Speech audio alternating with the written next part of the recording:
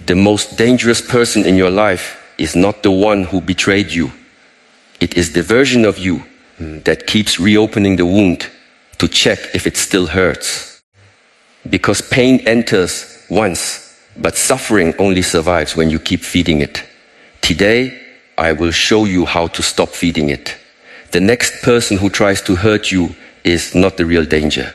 The real danger is the part of you that still believes their words are more powerful than your own awareness.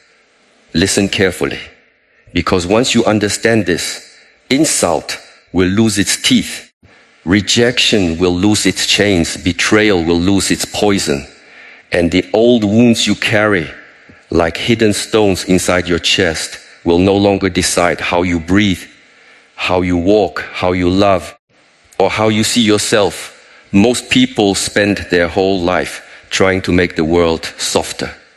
They beg others to be gentle. They hope people will understand them. They wait for apologies that never arrive. They replay conversations at night, asking, why did they say this? Why did they do that? Why was I not enough? Why did I trust them? Why did I not see the sign earlier? And while the other person is sleeping peacefully, you are the one still sitting in the burning house, holding the match they dropped days, months, sometimes years ago. This is the first truth. No one can keep hurting you without your participation. They may cause pain. They may speak sharply. They may leave, betray, laugh, ignore, misunderstand, accuse, or abandon. But the second arrow, the arrow that stays, the arrow that repeats their voice inside your head, the arrow that turns one moment into a prison, that arrow is often held by your own hand. This is not blame. This is freedom. Because if your hand is holding it, your hand can also put it down. Do not rush past this. Sit with it. Feel how uncomfortable it is. The mind wants to say, no, they did this to me. Yes, they did something. But what are you doing now? Are you feeding the wound with memory? Are you sharpening the insult by repeating it? Are you protecting your pain like it is proof that you mattered? Sometimes we do not heal because the wound has become our evidence. We think if we let go, then what happened becomes acceptable. But letting go does not mean the action was right.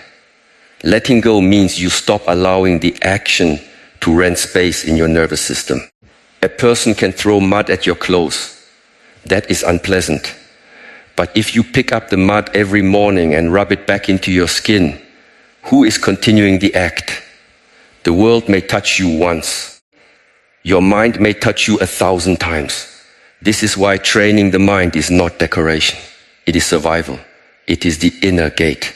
Without it, anyone with a careless tongue can enter your temple and break your peace. With it, even the loudest insult stops at the door and finds no one inside willing to receive it. You say, but words hurt. Yes, words can cut when they enter the place where you already doubt yourself. If someone calls the sky dirty, the sky does not tremble. If someone calls the mountain weak, the mountain does not shrink. But if someone calls you unworthy and a secret part of you still fears it may be true, then the word becomes a blade. So the work is not to control every mouth. The work is to remove the hidden agreement inside you. Look deeply at what hurts you most. It is often not what was said. It is what you feared it confirmed. One person ignores your message, and suddenly you are not simply waiting for a reply. You are 10 years old again, hoping someone will choose you. One person criticizes your effort, and suddenly you are not receiving feedback. You are back in the old room, feeling small, feeling watched, feeling never enough.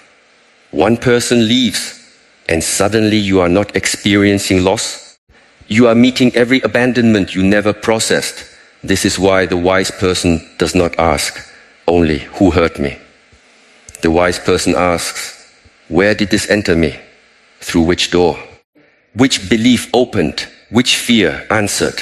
Which old wound woke up and said, I know this pain? When you find the door, you begin to become free. because then the next person may knock, but the door is no longer unguarded. If you want no one to ever hurt you again, do not become cold. Many people misunderstand strength. They think strength means feeling nothing. They build walls and call it healing. They become suspicious and call it wisdom. They stop trusting and call it maturity. But a heart that cannot be touched is not strong. It is trapped. A closed fist cannot be injured easily, but it also cannot receive anything. Real strength is not the absence of feeling. Real strength is the ability to feel fully without becoming a slave to what you feel. The river feels the stone, but it does not become the stone. The sky receives the storm, but it does not become the storm. The mirror reflects every face, but it keeps none. This is the training. Let the feeling pass through you without letting it write your identity. Pain may visit. Humiliation may visit. Anger may visit. Sadness may visit. But you do not build a house for every visitor. The moment you say, I am broken, you turn an experience into an identity. The moment you say, I was betrayed, therefore I cannot trust, you turn one person's limitation into a law for your future. The moment you say, people always hurt me, you invite your mind to search for proof. Be careful. The mind is a faithful servant to whatever command you repeat. Give it a prison, and it will decorate the bars. Give it freedom, and it will begin to search for the key. Someone hurt you because they acted from their level of consciousness, their fear, their ignorance, their desire, their emptiness, their lack of discipline. But your suffering grows when you make their level of consciousness the measure of your value. A person who cannot see gold does not turn gold into stone. Their blindness does not change the nature of what they fail to recognize. Remember this when you feel rejected. Many people do not reject you. They reject the responsibility of seeing clearly. You have been carrying pain that does not belong to you. Some of it was handed to you by people who never learned how to hold their own. They gave you their anger because they could not digest it. They gave you their shame because they could not face it. They gave you their silence because they were afraid of truth. They gave you their chaos because they did not know peace. And because you were sensitive, you absorbed it. Because you cared, you tried to understand. Because you wanted harmony, you blamed yourself. But compassion without boundaries becomes self-abandonment. Understanding someone does not mean giving them permission to keep wounding you. You can see why a snake bites and still not place it against your heart. You can understand why someone is cold and still step away from the winter. You can forgive the fire and still stop putting your hand inside it. This is where many people become confused. They think forgiveness means returning to the same table, answering the same messages, reopening the same door, pretending the same knife is now a flower. No, forgiveness is internal release. Access is earned. Forgiveness says, I will not poison myself with hatred. Boundaries say, I will not offer myself again to the same pattern. Both can live together. One cleans the heart. The other protects the life. You must learn the difference between pain and damage. Pain is a sensation that rises in the body and mind. Damage is what happens when pain becomes your teacher without your permission. Pain says, this hurts. Damage says, this will always hurt. Pain says, I lost something. Damage says, I am lost. Pain says, someone left. Damage says, everyone will leave.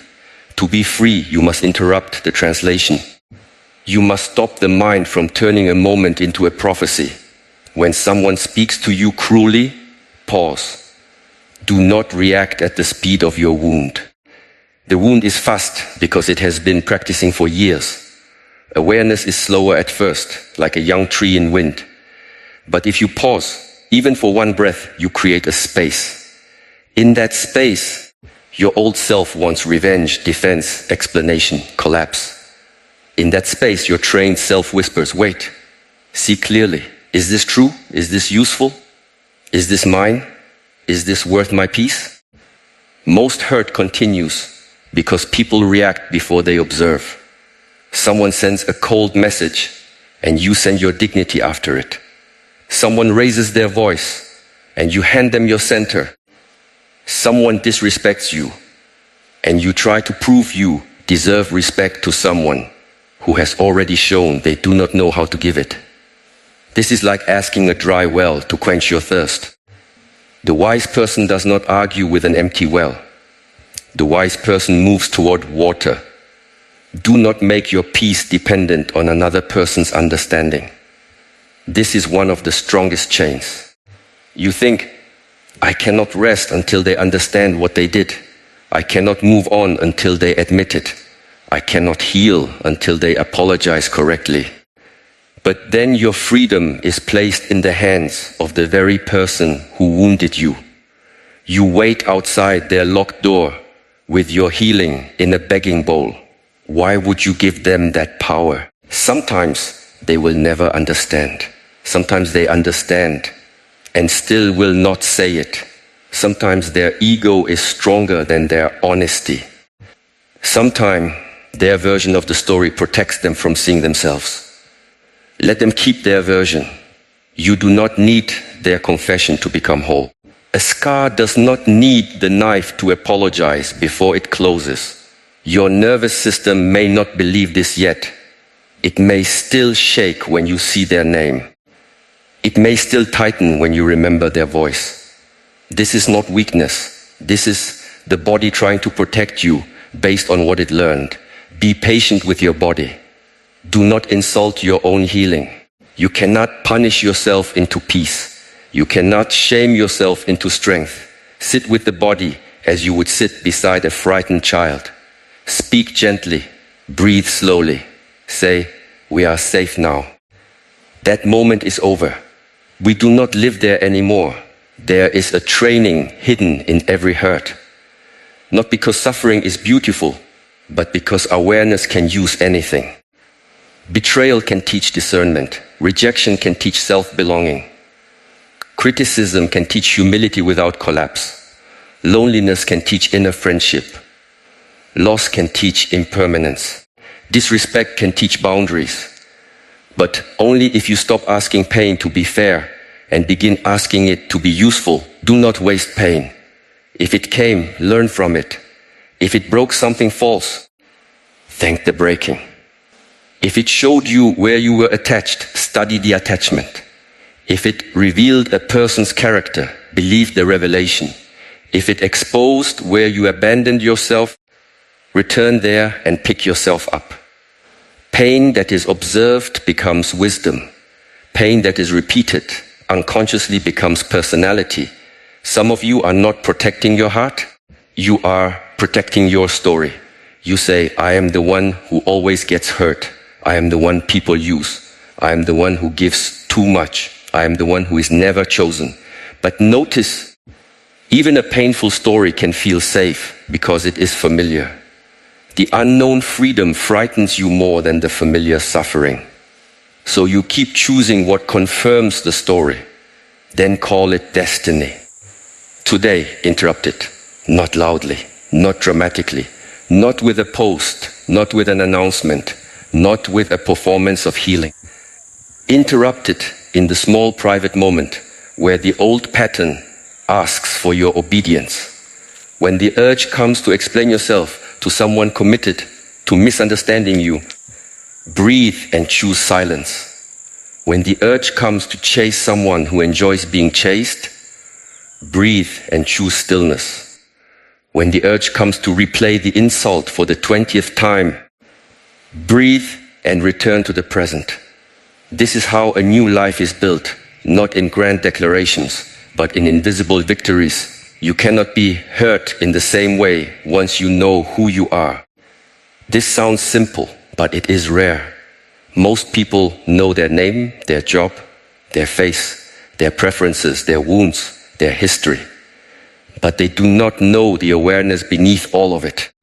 They think they are their thoughts, so every thought becomes a command. They think they are their emotions, so every emotion becomes the weather of their whole life. They think they are their reputation, so every opinion becomes a judge. They think they are their past, so every memory becomes a chain. Sit quietly and look, a thought appears.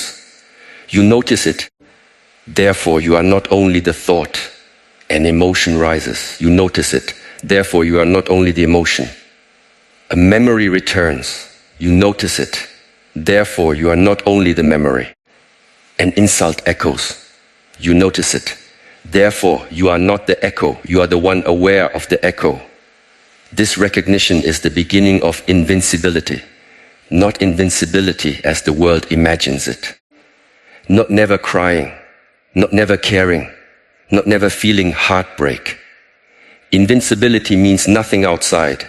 You can permanently steal your inner seat unless you leave it. People may disturb the surface. They may create waves. But they cannot own the ocean. They cannot become the depth. When you know yourself as depth, surface storms lose authority. A person who insults you is giving you information about their inner climate. A person who lies is showing their relationship with truth. A person who betrays is revealing what desire can make them sacrifice. A person who mocks is exposing the poverty of their compassion. Why would you take their behavior and turn it into your identity? If a dog barks at the moon does not come down to argue. It continues to shine. This does not mean you become passive. Do not confuse peace with weakness. Peace can say no. Peace can walk away.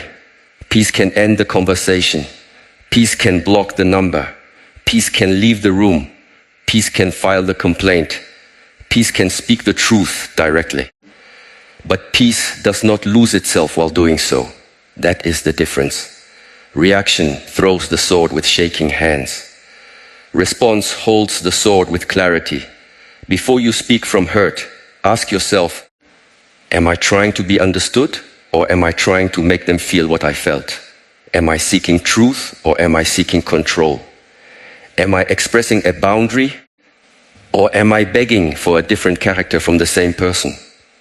These questions save years of suffering, because many arguments are not attempts to solve anything. They are attempts to force another person to become someone they are not ready to be. You do not need to hate people to leave them behind.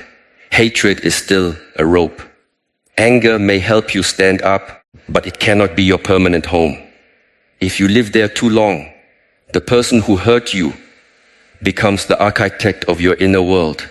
You begin choosing based on them, speaking based on them, distrusting based on them, proving based on them. They are gone, but you are still serving their shadow. Freedom is when your next step is chosen by wisdom, not by the wound. You may remember what happened, but it does not decide everything. You may recognize danger, but you do not see danger everywhere. You may have boundaries, but your heart is not buried. You may be cautious, but you are not closed. This balance is the art. One day, someone will say something that used to break you, and you will notice it lands differently. It still touches, but it does not enter. It still makes sound, but it does not become law. You will feel a small space inside yourself, a quiet room that was not there before. In that room, you will not need to attack or collapse. You will simply see. This is the moment training becomes real. The world teaches you to strengthen the image. Make the image impressive, then no one can hurt you. Become successful, beautiful, rich, admired, desired, feared. Then you will be safe. But this is false safety. The stronger the image, the more terrified you become of anyone scratching it. If your peace depends on an image, every opinion becomes a weapon. The real work is not to polish the mask. It is to know the face before the mask. What are you without applause? What are you without the relationship? What are you without the approval? What are you without the role you play for others? What remains when the world misunderstands you? If you can sit there and not run, you begin to meet the one who cannot be hurt in the old way.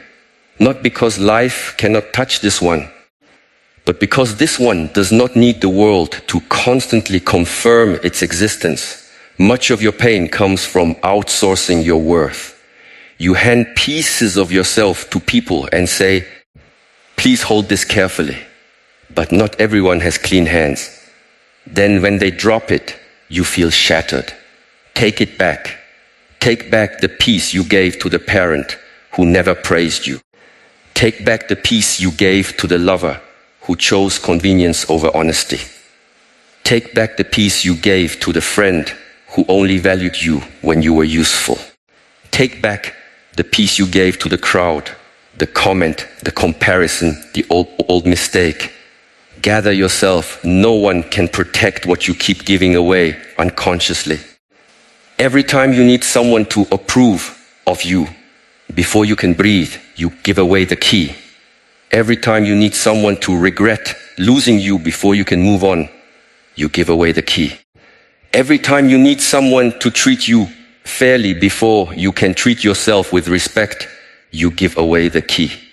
Take the key back, not with anger, with remembrance. You may ask, how do I take it back? Begin with attention. Attention is life energy. Whatever you feed with attention grows roots. If you keep watching their life, checking their messages, replaying their words, imagining what they think, you are watering the tree of attachment. Do not say you want peace while feeding disturbance every day. Your practice must be honest. Remove unnecessary contact with what keeps reopening the wound. Not because you are weak, but because healing requires an environment. A seed does not become a tree by being dug up every morning to check if it is growing. Give your peace a chance to grow without constantly exposing it to the same wind that broke it. Then train the body. Hurt is not only in the mind. It sits in the chest, stomach, throat, jaw, shoulders. When you think of them, the body reacts before philosophy arrives. So breathe into the body. Walk slowly, stretch, sweat, sit upright, place the feet on the ground, relax the jaw, lengthen the exhale. Teach the body that memory is not danger. The mind understands through insight.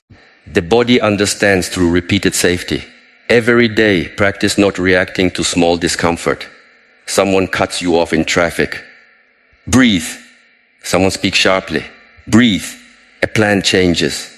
Breathe. A message is delayed. Breathe. The weather is hot, the line is long, the noise is loud. Breathe. This is not small. This is the dojo.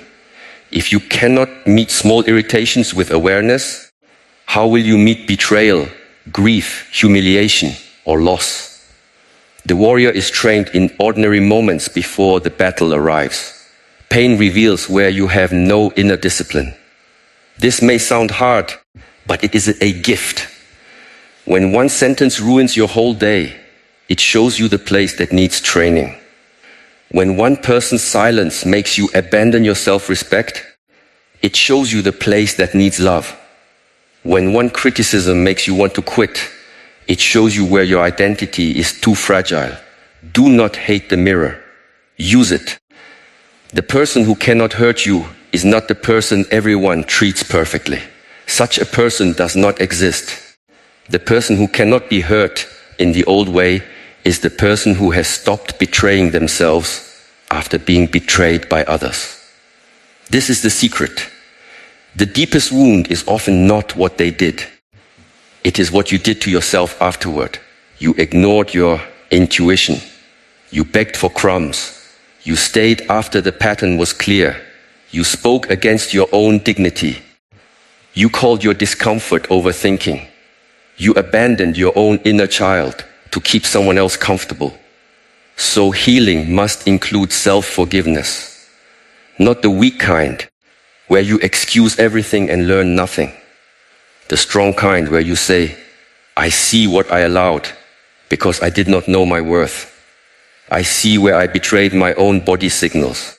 I see where I confused intensity with love, attention with care, words with character, familiarity with safety. I see it, and I will not punish myself forever. I will become wiser. There is a version of you waiting beneath the habit of being hurt. This version does not chase clarity from unclear people. This version does not mistake anxiety for love. This version does not need to win every argument. This version does not perform pain so others believe it. This version does not turn every ending into self-hatred. This version watches, learns, chooses, and moves. You meet this version through practice, not fantasy. Practice when nobody claps. Practice when the old desire returns. Practice when loneliness whispers, text them. Practice when pride whispers, prove yourself. Practice when fear whispers, accept less. Practice when anger whispers, destroy them. Practice when sadness whispers, disappear. You are not commanded by every whisper. You are the one who can hear the whisper and still choose differently. This is the difference between impulse and freedom. Impulse says, I feel it, so I must obey it. Freedom says, I feel it, so I will observe it. Impulse says, I am hurt, so I must hurt back. Freedom says, I am hurt, so I must protect my clarity. Impulse says, I am lonely, so I will return to what wounded me. Freedom says, I am lonely, so I will sit with myself until I stop calling poison a home. Do not underestimate the power of silence. Silence is not always avoidance.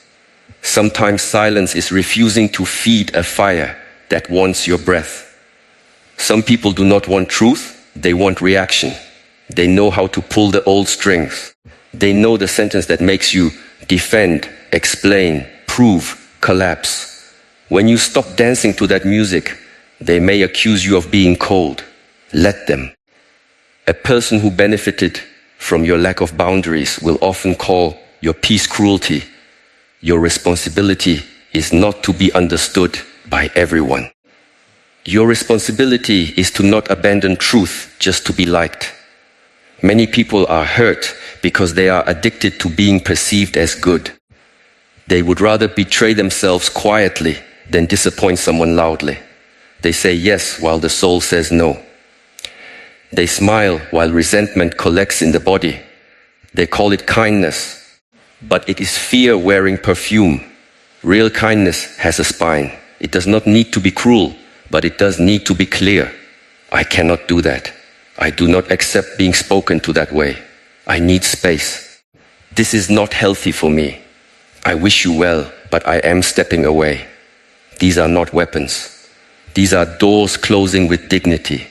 The more clearly you speak, the less your heart has to scream later. People will test the new you, not always consciously, but when you change your pattern, the old world tries to pull you back into your old role. The person who was used to your over-explaining will provoke you. The person who was used to your availability will guilt you. The person who was used to your silence will dislike your voice.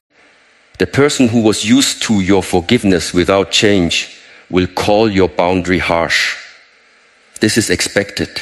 Do not treat resistance as a sign that you are wrong. Sometimes resistance means the chain is noticing it is breaking. You must become more loyal to your peace than to your habit. Habit will feel like home even when it hurts. Peace will feel strange at first, almost empty. When drama leaves, the nervous system may panic because it mistakes calm for danger. You may crave the familiar chaos. You may miss the person who hurt you, not because they were right for you, but because your body remembers them as normal. Be patient. A cage can feel safe to a bird born inside it. Let the emptiness teach you. Do not rush to fill every space with noise, messages, distractions, new attachments. When pain leaves, there is space. In that space, old grief rises. Let it rise. The heart cleans itself through feeling what was postponed. Cry if you need to. Tremble if you need to. Write the words you will never send. Walk until the body softens. Sit under the sky. You are not going backward. You are digesting what you once swallowed whole. One of the strongest practices is to stop asking, why did this happen to me? And begin asking, what kind of person is this asking me to become? Not bitter, not suspicious, not closed, but clear, rooted, honest, disciplined, compassionate with boundaries, soft without being naive, strong without becoming cruel. Pain either makes you repeat unconsciousness or awaken from it. Choose awakening. When you are hurt, the mind wants to build a courtroom. It gathers evidence, prepares arguments, calls witnesses from memory. It wants to prove you were right and they were wrong. Sometimes you were. But living inside the courtroom is exhausting. Even when you win the case, you remain inside the case. At some point, you must leave the courtroom and return to the garden. Life is waiting outside your argument. Justice matters. Truth matters. Accountability matters. But not every inner case will be solved by the outer world. Sometimes the deepest justice is that you become free while